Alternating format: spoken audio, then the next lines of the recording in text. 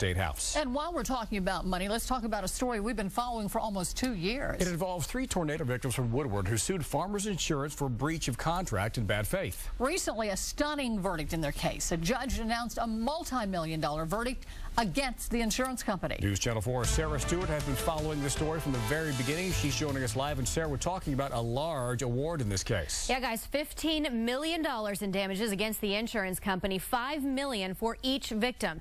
A staggering amount for these people, but they say it's not necessarily enough to keep Farmers Insurance from doing it again.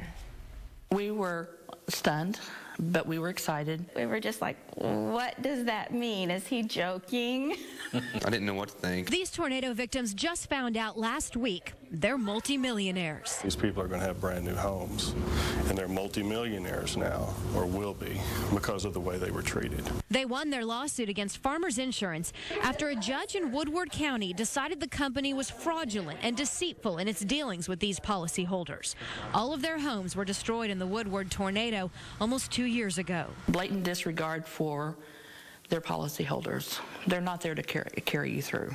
Greed and corporate arrogance and indifference, and that's what this was. According to the court transcript, the judge found Farmers guilty of oppression, fraud, actual and presumed malice, and that they acted with complete indifference to its duty to treat the plaintiffs fairly. They're there for one reason, is to make money, and they're not worried about their policyholders. Sterling Parks had Farmers Insurance when the storm hit, but he had to take out a second mortgage to fix his tornado-damaged home.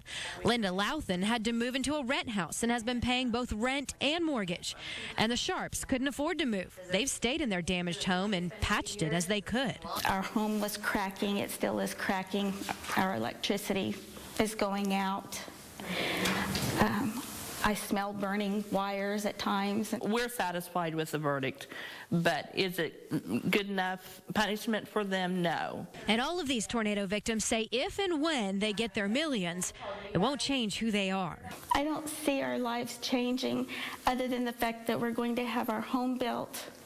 I'll be able to take care of my family, and maybe I can retire. Their attorney, Jeff Marr, is convinced this wasn't an isolated situation with Farmers Insurance.